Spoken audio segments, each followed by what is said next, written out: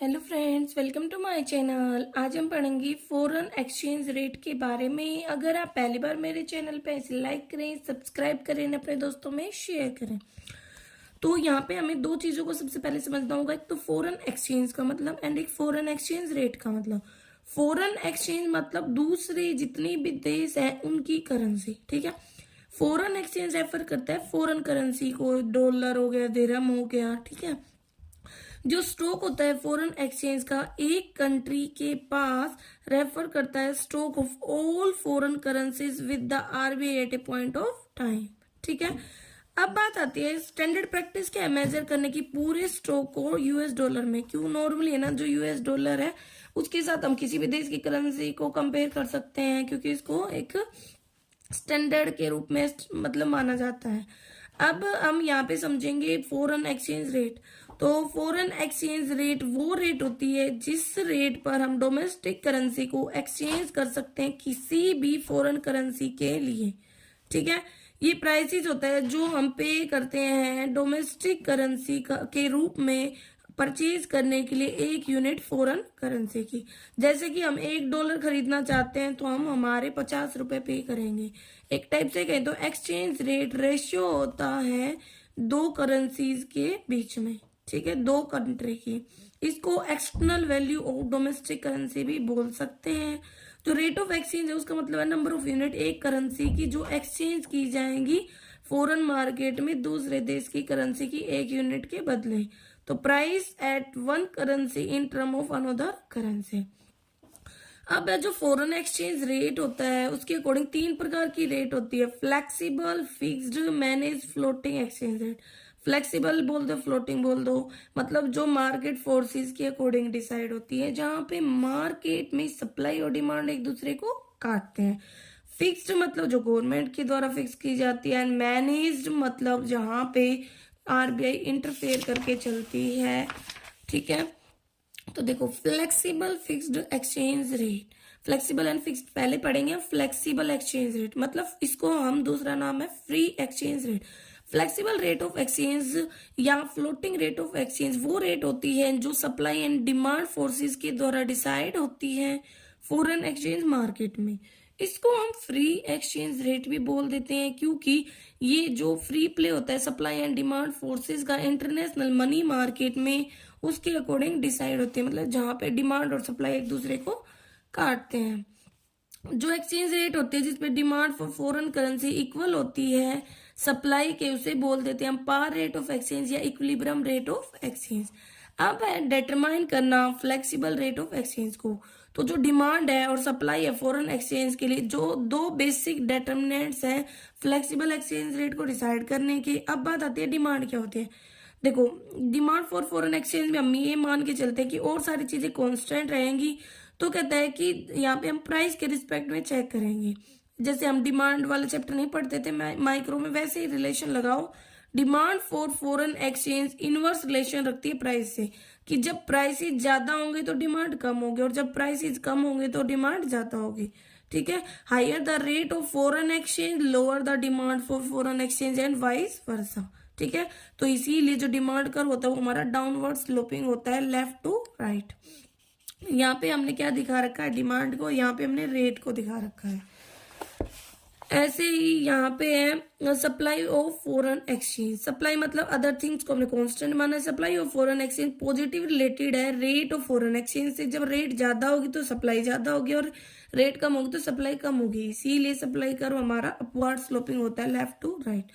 Higher the exchange rate greater the supply of foreign exchange. Example के लिए exchange rate $1 बराबर है 50 रुपए की, ठीक है। तो जो फॉरेन है वो भाई ज्यादा से ज्यादा डॉलर सप्लाई करेगा, ठीक है। और वही और मतलब जो डॉलर है वो 70 के बराबर हो जाए तो और ज्यादा सप्लाई करेगा, क्योंकि यहाँ पे ना $1 देने के बदले अब उन्हें 70 रुपए मिल रहे हैं, ठीक है। इक्विलिब्रियम रेट ऑफ एक्सचेंज या par rate of exchange. Equilibrium rate of exchange या पार रेट ऑफ एक्सचेंज वहां पे होता है जहां पे supply of foreign exchange is equal to होती है डिमांड फॉर फॉरेन एक्सचेंज की। डायग्रामेटिकली बात करें तो equilibrium rate of exchange correspond करता है उस पॉइंट पे जहां पे सप्लाई एंड डिमांड कर्व एक दूसरे को काटते हैं, ठीक है। तो यही बता रखा है डिटर्मिनेशन में, ये सप्लाई है ये डिमांड है, ये एक दूसरे को काट रहे हैं, ये है हमारा पॉइंट ऑफ इक्विलिब्रियम। यहाँ पे हमने सप्लाई और डिमांड दिखाई है फॉरेन करेंसी की, यहाँ पे हमने रेट दिखाई है। ठीक है, ये हमारी इक्विलिब्रियम क्वांटिटी है क्यू, और ये आर हमारा इक्विलिब्रियम रेट है। ठीक है, सप्लाई पॉजिटिवली रिलेटेड है रेट ऑफ एक्सचेंज से, डिमांड नेगेटिवली रिलेटेड होती है रेट ऑफ एक्सचेंज से, और पॉइंट ऑफ इक्विलिब्रियम जहां पे दोनों एक दूसरे को काटते हैं, इक्विलिब्रियम क्वांटिटी वहां पे जहां पे सप्लाई और डिमांड काटती हैं। ठीक है, तो ये इसमें बताया कि एक्स एक्सिस पे हमने सप्लाई डिमांड दिखाया है, वाई एक्सिस पे हमने एक्सचेंज रेट को दिखाया है, डीएफ डिमांड कर्व है, सप्लाई कर्व है, दोनों ई पॉइंट पर एक दूसरे को काट रहे, वो हमारा इक्विलिब्रियम पॉइंट है। ठीक है, तो rate of exchange ultimately determine की जाती है उस पॉइंट पे जहां पे supply of foreign currency equal होती है डिमांड फॉर फॉरेन करेंसी के। अब बात आती है कि जो भी डिमांड और सप्लाई में बदलाव आते हैं उसका क्या इम्पैक्ट पड़ता है। तो increase in demand for a currency occur होता है जब ज्यादा से ज्यादा यूनिट्स को हम डिमांड कर सकते हैं एग्जिस्टिंग प्राइसेस पर। ठीक है, और decrease in demand for foreign currency occur होता है जब हम कम यूनिट डिटरमाइन मतलब डिमांड करते हैं एग्जिस्टिंग प्राइस पर। इंक्रीज हो रही है डिमांड मतलब एग्जिस्टिंग प्राइसेस पर हम ज्यादा डिमांड कर रहे हैं, डिक्रीज हो रही है मतलब हम कम डिमांड कर रहे हैं। ठीक है, ऐसे इंक्रीज इन सप्लाई मतलब जब ज्यादा से ज्यादा यूनिट को सप्लाई किया जाता है एग्जिस्टिंग प्राइसेस पर, और डिक्रीज मतलब जब कम यूनिट को सप्लाई किया जाता है एग्जिस्टिंग सप्लाईज या रेट पर। तो 4 सिचुएशंस होती है इक्विलिब्रियम एक्सचेंज रेट की जिनको हम समझेंगे। देखो, इंक्रीज इन डिमांड का क्या इम्पैक्ट पड़ेगा फॉरेन करेंसी पर। ठीक है, तो देखो जब शिफ्ट हो रहा डिमांड का राइट की तरफ और सप्लाई कांस्टेंट है जैसा पहले था, तो देखो पहले हमारा डिमांड कर्व ये था डी और अब D1 हो गया, तो क्या हुआ D1 होने के कारण प्राइस जो रेट है एक्सचेंज की वो भी बढ़ गई। ठीक है, मतलब पहले $1 60 में आ जाता, लेकिन डिमांड बढ़ने के कारण अब $1 वही ₹70 में आएगा, आपको अब ₹70 देने पड़ेंगे अपनी जेब से। तो जब हमारी डिमांड बढ़ती है तो प्राइसेस बढ़ जाते हैं, रेट बढ़ जाती है। ठीक है, other thing remaining constant, increase in demand से क्या हो रहा है फॉरेन एक्सचेंज बढ़ रही है, ये बताता है करेंसी डेप्रिसिएशन के बारे में। अब बात आती है यहाँ पे डेप्रिसिएशन की कॉन्सेप्ट क्या है। डेप्रिसिएशन का मतलब होता है जब जो डोमेस्टिक करेंसी है उसकी वैल्यू घट जाती है किसी फॉरेन करेंसी के रिस्पेक्ट में। जैसे पहले आपको $1 60 में मिल जाता था, लेकिन आप वही डॉलर खरीदने के लिए आपको अपनी जेब से ₹70 देने पड़ रहे हैं। लेकिन अब करेंसी जब डेप्रिशिएट होती है तो ये पॉजिटिवली इम्पैक्ट करता है किसको, एक्सपोर्ट को, सॉरी पॉजिटिवली मतलब इम्पैक्ट करता है एक्सपोर्ट को। क्यों, क्योंकि अब एक्सपोर्ट सस्ते हो जाएंगे तो दूसरे देश के लोग ज्यादा से ज्यादा हमारे देश से सामान खरीद पाएंगे। अब ना वो $1 में पहले ₹60 खरीद पाते, अब ₹70 का सामान खरीद पाएंगे।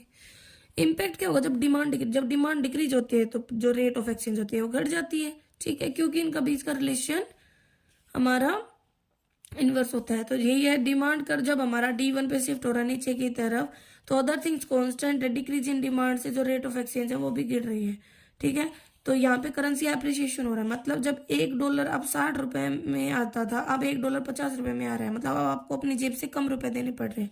तो increase in the value of domestic currency in respect of foreign currency. अब है इम्पैक्ट क्या होगा जब सप्लाई बढ़ेगी फॉरेन करेंसी की। तो देखो डिमांड कॉन्स्टेंट है और सप्लाई बढ़ रही है। सप्लाई हमारे पहले S1 थी, अब SS थी, अब S1 हो गई। अब देखो पहले प्राइस मतलब जो रेट थी वो R थी, अब R1 हो गई, मतलब घट गई। तो सप्लाई बढ़ने के कारण जो हमारी रेट ऑफ एक्सचेंज होती है वो गिर जाती है, मतलब एप्रिसिएशन होता है रुपीज का।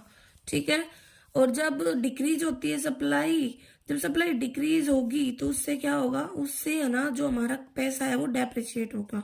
ठीक है, तो यही है यहाँ पे एक्सचेंज रेट राइज होती है जब demand for foreign exchange rise होती है, सप्लाई ऑफ फॉरेन करेंसी गिरती है, इससे डेप्रिसिएशन होता है। On the other hand exchange rate गिरती है जब डिमांड फॉर फॉरेन एक्सचेंज गिरती है और जो सप्लाई ऑफ फॉरेन करेंसी बढ़ती है।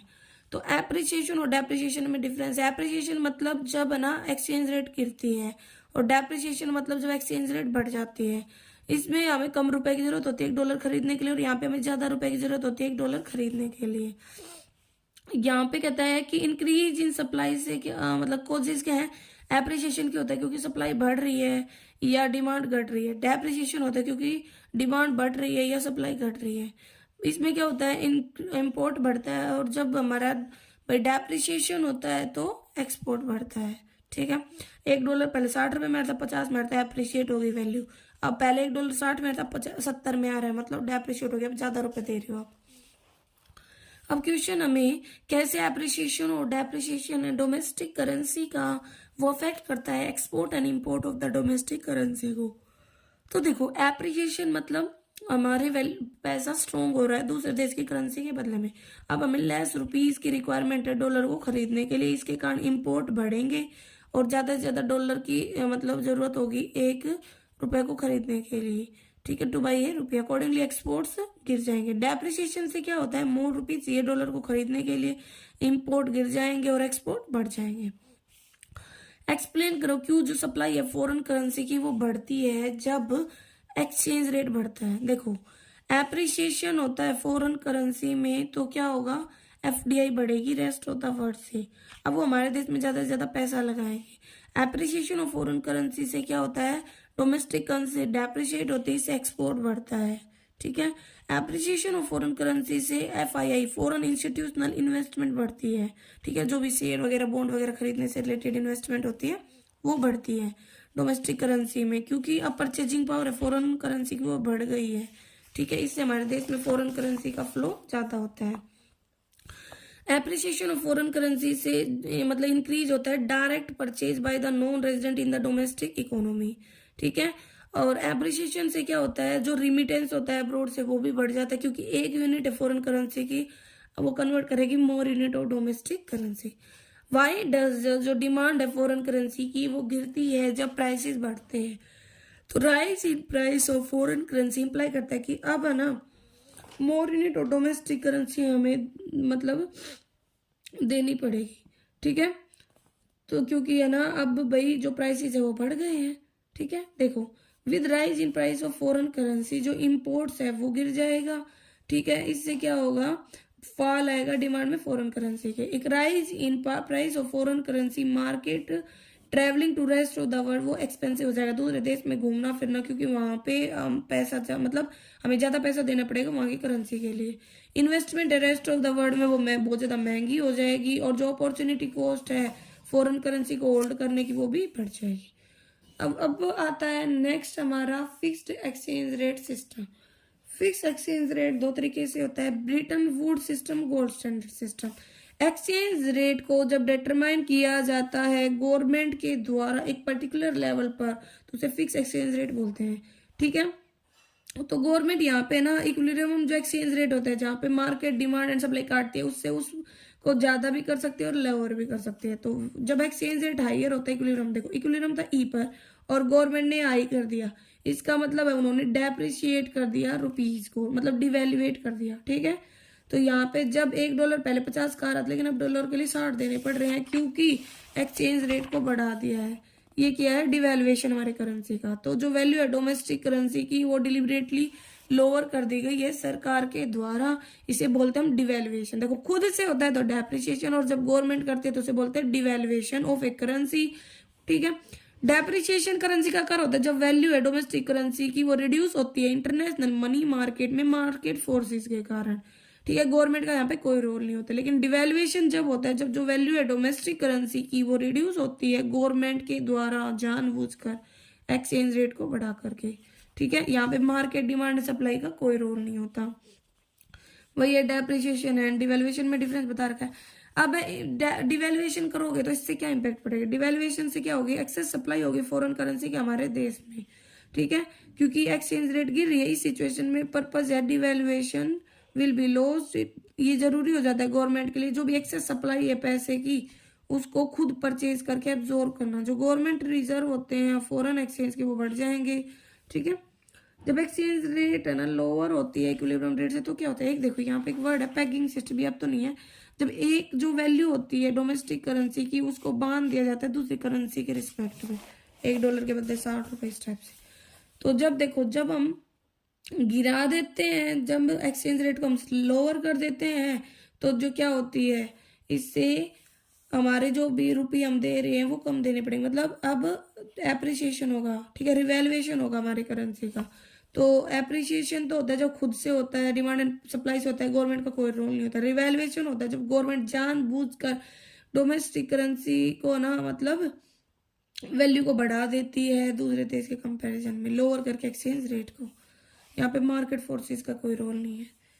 अब इम्प्लीकेशन क्या होगी रिवैल्यूएशन से? इससे क्या होगा, एक्सेस डिमांड होगी फॉरेन करेंसी के इंटरनेशनल मनी मार्केट में। आरबीआई फुलफिल करेगा एक्सेस डिमांड को, रिलीज करके सप्लाई अपने पास जो भी रिजर्व है। लेकिन इससे क्या होती है, ब्लैक मार्केटिंग बढ़ती है, sale and purchase of the dollar. ठीक है, फिर इसके बाद रखा है हमें less develop country open devaluate करती हैं अपने पैसे को। क्यों करती हैं? Less develop country openly devaluate करती है अपनी करेंसी को। डोमेस्टिक करेंसी को चीपर बना दिया जाता है फॉरेन करेंसी के रिस्पेक्ट में। ये 3 प्रिंसिपल रीजंस के कारण किया जाता है। क्या? पहला है डिवेल्युएशन से मतलब है हमारी करेंसी की वैल्यू गिरना, तो इससे क्या होता है, डिमांड बढ़ जाती है डोमेस्टिकली जो प्रोड्यूस गुड्स है, मतलब एक्सपोर्ट बढ़ जाता है। एक्सपोर्ट बढ़ने के कारण ये एक्सपेक्टेड है कि जो सप्लाई है फॉरेन एक्सचेंज की हमारे देश में वो बढ़ेगी, एफडीआई वगैरह आएगी। ठीक है, तो जो एसेंशियल गुड्स है उसका इंपोर्ट भी फैसिलिटेट हो पाता है। Fall in value domestic currency से एफडीआई फॉरेन इन्वेस्टमेंट अट्रैक्ट होती है। ठीक है, अब है gold standard system of exchange rate. अब तो नहीं, इसमें क्या होता है कि एक देश की करेंसी को गोल्ड के रिस्पेक्ट में फिक्स किया जाता है। ये ओल्ड वेरिएंट है। गोल्ड स्टैंडर्ड सिस्टम में क्या किया जाता है, कहता है कि 1920 से पहले प्रिवेल था। गोल्ड वाज टेकन, इसको कॉमन यूनिट या पैरिटी वैल्यू के रूप में लिया जाता है। हर जो कंट्री होगी उसको डिफाइन करेगी उसकी वैल्यू ऑफ करेंसी को गोल्ड की टर्म में। Value of one currency in term of other currency was fixed considering gold value of each currency. एक यूके में 4 ग्राम गोल्ड आ पाता है। ठीक है, और यहाँ पे मतलब एक यूके पौंड में 4 ग्राम और एक यूएस डॉलर में 2 ग्राम। तो हमें ना कितने डॉलर की जो, तो $2 होंगे तो एक यूके का ये, क्योंकि ना 2 × 2 हो जाएगा, 4 ग्राम गोल्ड आ गया और एक यूके पाउंड के बराबर है। ठीक है, इसको हम कहते हैं कि mint par value of exchange या मिंट पैरिटी भी बोल देते हैं। पैरिटी वैल्यू मतलब जब जो वैल्यू है एक करेंसी को फिक्स की जाती है अदर करेंसी के रिस्पेक्ट में गोल्ड की फॉर्म में।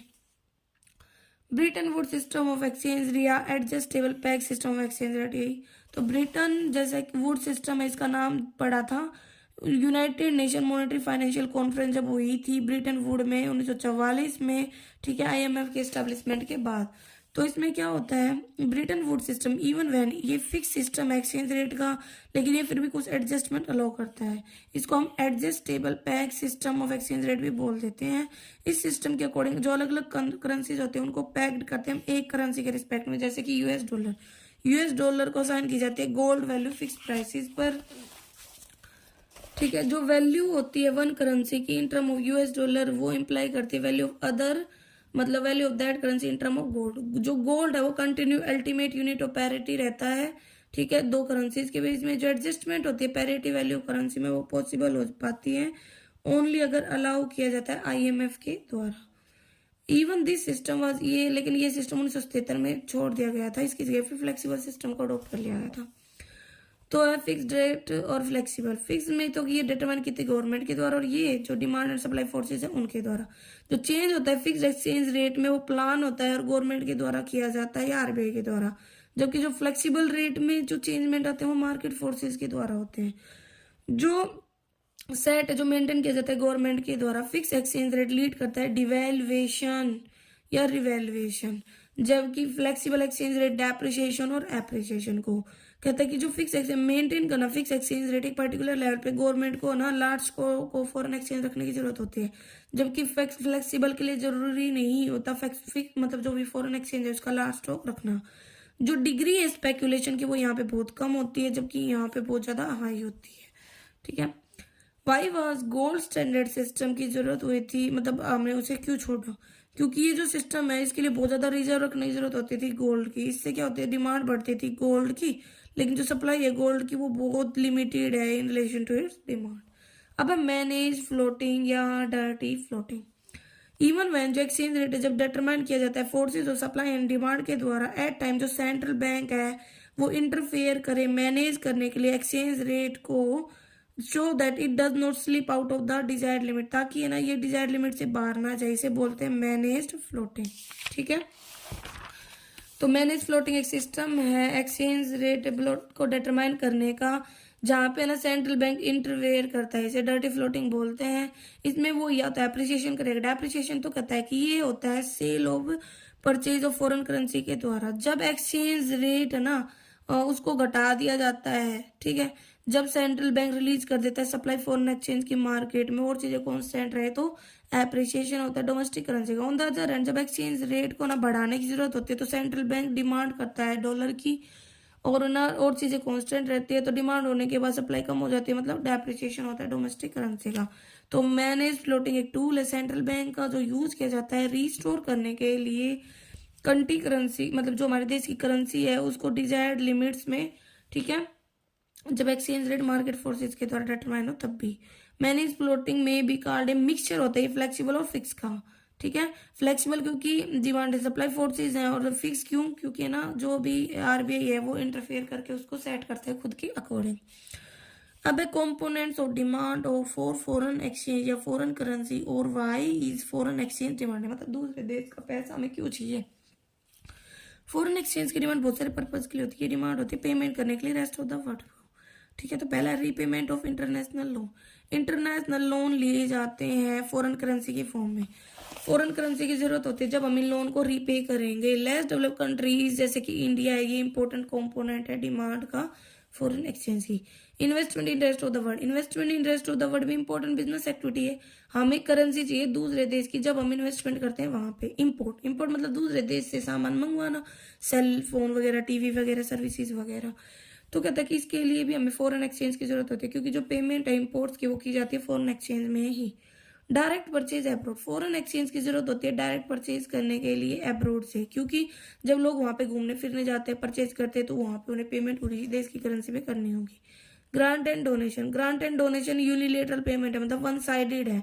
जब रेस्ट ऑफ द वर्ल्ड से हमें ग्रांट्स मिलती है, डोनेशन मिलते हैं, तो वो भी उन्हीं की करेंसी में मिलते हैं।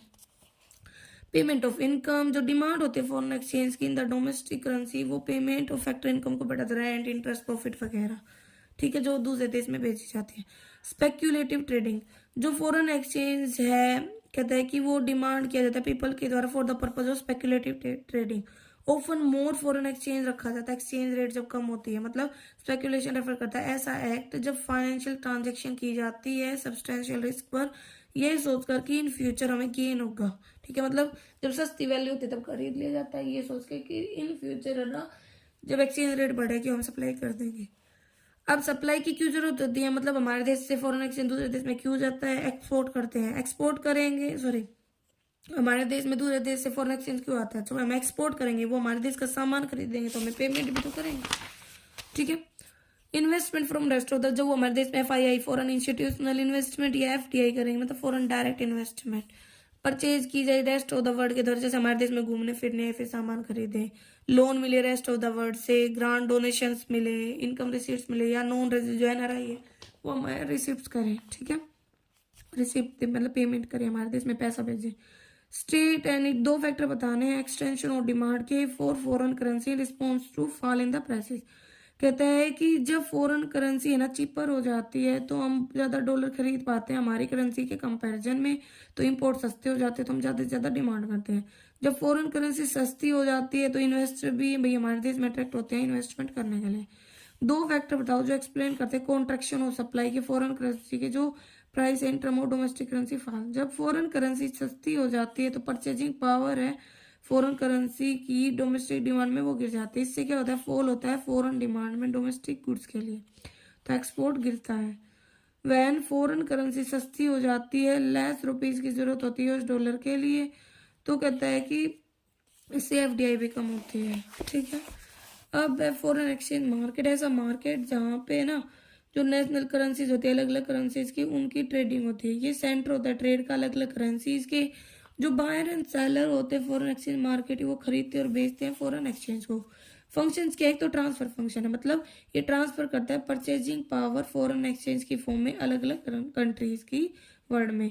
क्रेडिट फंक्शन ये अप्लाई करता है provision of credit in term of foreign exchange export and import करने के लिए गुड्स एंड सर्विसेज का। हैजिंग फंक्शन अप्लाई करता है प्रोटेक्ट करना अगेंस्ट रिस्क जो भी रिलेटेड है भाई फॉरेन एक्सचेंज में जो भी बदलाव आते हैं उससे। ऑपरेशंस क्या है फॉरेन एक्सचेंज मार्केट के, तो स्पॉट मार्केट होता है forward market. Spot market for foreign exchange वो मार्केट है जो हैंडल करता है सिर्फ स्पॉट ट्रांजेक्शन जो अभी की गई है, ठीक है। इन term of period of transaction spot market होता है वो डेली नेचर का होता है, ये फ्यूचर डिलीवरीज को डील नहीं करता। रेट ऑफ एक्सचेंज जो डिटरमाइन की जाती है स्पॉट मार्केट में, उसे स्पॉट रेट ऑफ एक्सचेंज बोलते हैं। ये वो रेट होते हैं जो प्रीवेल है ट्रांजेक्शन जब आपने की है। Forward market for foreign exchange वो रेट होती है जो हैंडल करती है जो फ्यूचर डिलीवरी से रिलेटेड होते हैं। जैसे भाई आपने सामान खरीदा लेकिन फ्यूचर में पेमेंट वगैरह होगी, रिसिप्ट होगी, इस टाइप से। ठीक है, किया तो आज गया, साइन तो आज किया गया, लेकिन फ्यूचर डेट को होगी ट्रांजेक्शन ऑफ पेमेंट। अब प्रिंसिपल फीचर्स क्या क्या है हमारे पास मार्केट के, फॉरवर्ड मार्केट के। ये कार्टर करता है सिर्फ फॉरवर्ड ट्रांजेक्शन को, स्पॉट ट्रांजेक्शन से डील नहीं करता। ये डिफाइन करता है फॉरवर्ड एक्सचेंज रेट को, exchange rate at forward transaction. Why are forward transaction contract, मतलब क्यों हम इसको रोकते हैं, तो अवॉइड करने के लिए, रिस्क एडवर्स बदलाव का मतलब जो भी है स्पेकुलेटिव गेन को रोकने के लिए, मतलब वो कमाने के लिए। स्पॉट मार्केट जो हैंडल करता है करंट ट्रांजेक्शन को, ये फ्यूचर डिलीवरी को। जो रेट ऑफ एक्सचेंज ये डिटरमाइन की जाती है मार्केट में, उसे स्पॉट रेट बोल देते हैं। और जो डिटरमाइन की जाती है rate of exchange determine in this market, मतलब फॉरवर्ड मार्केट में डिटरमाइन की जाती है, उसे फॉरवर्ड एक्सचेंज रेट बोलते हैं, कॉन्ट्रैक्टेड एक्सचेंज रेट बोलते हैं। ये इसमें हेजिंग के फायदे होते हैं, इसमें हेजिंग नहीं होते, मतलब रिस्क से बचाना, जो एडवर्स चेंजेस आते हैं उनसे बचाना। स्पॉट एक्सचेंज मतलब करंट रेट ऑफ एक्सचेंज। ठीक है, अब इसके बाद हम कुछ इसके डीमेरिट्स मेरिट्स हैं वो देख लेते हैं। देखो, फ्लेक्सिबल एक्सचेंज रेट का जब हम यूज करते हैं तो क्या फायदे होते हैं, तो कहता है कि मार्केट में स्टेबिलिटी बनी रहती है। स्टेबिलिटी इन द मार्केट ये एक मेरिट्स है, ये प्रमोट करता है इन्वेस्टमेंट को। दूसरा है स्टेबल मैक्रो इकोनॉमिक्स पॉलिसी। जब फिक्स एक्सचेंज रेट होती है तो जो सेंट्रल बैंक होता है वो मॉनेटरी पॉलिसी बनाता है। ठीक है, और जो गवर्नमेंट है वो फिक्स पॉलिसी मतलब फिजिकल पॉलिसी बना पाती है, क्योंकि फिक्स है, उसमें ज्यादा बदलाव नहीं हो रहे। डिवैल्यूएशन एक की टूल होता है एक्सपेंड करने के लिए फॉरेन मार्केट को। फिक्स एक्सचेंज रेट सिस्टम अलो करता है कि हम डिवैल्यूएट कर सकते हैं, मतलब हमारी जो करेंसी की वैल्यू है उसको गिरा सकते हैं दूसरे देश के कंपैरिजन में। लेकिन इसकी कुछ कमियां, एक तो रिजर्व फॉरेक्स मतलब foreign exchange to maintain the rate of exchange at desired level, जो गवर्नमेंट उसे large stock of foreign exchange जरूरत होती है रखने की। ठीक है, इनएफिशिएंट एलोकेशन ऑफ रिसोर्स, जो एक्सचेंज रेट होती है जो फिक्स की जाती है गवर्नमेंट के द्वारा, वो डिवाइड करती है from the equilibrium exchange rate to the extent of allocation of resources.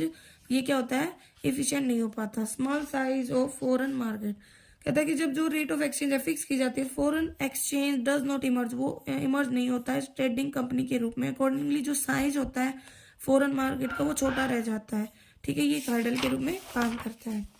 Speculative attack होता है करेंसी पर, स्पेक्युलेटिव अटैक होते हैं करेंसी पर। अगर रुपी की एक्सपेक्टेड वैल्यू हमें लग रहा है डिवैल्यूएट होगी तो इन्वेस्टर उसे खरीदना स्टार्ट कर देते हैं और बाद में वही है उसको बेचना स्टार्ट कर देते हैं। फ्लेक्सिबल में क्या होता है, लार्ज रिजर्व होता है फॉरेक्स का, उसकी जरूरत नहीं होती है, मतलब जो मेरिट्स थी उसकी ये डिमेरिट्स होंगे, और जो उसकी डिमेरिट्स थी फिक्स की वो इसकी मेरिट्स हैं। फ्लेक्सिबल सिस्टम ऑफ एक्सचेंज में ना ज्यादा फॉरेक्स रिजर्व रखने की जरूरत नहीं होती, एफिशिएंटली एलोकेशन हो जाता है रिसोर्सेज का। ठीक है, फ्री प्ले होता है मार्केट फोर्सेज का। लार्ज साइज होता है फॉरेन मार्केट का, कहता है कि जो फॉरेन एक्सचेंज होता है इटसेल्फ वो एक ट्रेडिंग कमोडिटी बन जाता है। जो साइज होता है फॉरेक्स मार्केट का वो बड़ा हो जाता है, इससे इकोनॉमिक ग्रोथ आती है। इंटरनेशनल मोबिलिटी एंड लिक्विडिटी बनी रहती है। लार्ज जो रिजर्व है फॉरेक्स का उसको जरूरत नहीं होती। यहाँ पे जो फॉरेन एक्सचेंज होता है वो प्रोमोट करता है इंटरनेशनल मोबिलिटी को एंड लिक्विडिटी को। लेकिन डिमेरिट्स, एक तो मार्जिनलाइजेशन होता है वीक कंट्रीज का। जो फ्लेक्सिबल एक्सचेंज रेट सिस्टम होता है वो मार्जिनलाइजेशन करता है वीक कंट्रीज को इंटरनेशनल मनी मार्केट में। वीक कंट्री मतलब स्मॉल इकोनॉमी, ये है ना सफर करती है वुल्स डेप्रिसिएशन से बिग करेंसीज के कंपैरिजन में। Uncertainties of market, high degree of uncertainties रहती है क्योंकि फ्रीक्वेंटली चेंज होती रहती है rate of exchange. External shock, foreign exchange rate system है ना एक्सपोज करता है डोमेस्टिक करेंसीज को एक्सटर्नल शॉक्स के द्वारा, जैसे कि यूएस डॉलर एप्रिशिएट होता है तो बर्डन बढ़ जाता है इंपोर्ट्स का, इस टाइप से। ओके, तो ये क्वेश्चन है, ये आपको चेक करने हैं। ठीक है, पैरिटी वैल्यू हमने पढ़ी है। ठीक है, पैरिटी वैल्यू रेफर करती है वो वैल्यू वन करेंसी की दूसरी करेंसी के कंपैरिजन में। हेजिंग मतलब रिस्क मैनेजमेंट, इंपॉर्टेंट कॉन्सेप्ट है फॉरवर्ड मार्केट में। ठीक है, फॉरेन एक्सचेंज की मतलब एक पॉइंट ऑफ टाइम पर जो हम करते हैं। ठीक है, हेजिंग मतलब रिस्क से बचाना, और पैरिटी मतलब हमारी करेंसी की वैल्यू दूसरी करेंसी के कंपैरिजन में। ठीक है, तो ये क्वेश्चन आप देख सकते हो कि भाई क्यू फ्लोटिंग को जरूरत होती है ताकि उसको मैनेज कर पाए, एक लिमिट से बाहर ना जाने दे। ठीक है, तो ये हमारे क्वेश्चंस है, आप इनको देख सकते हो। कोई कंफ्यूजन तो आप कमेंट करके पूछ सकते हो। Thank you.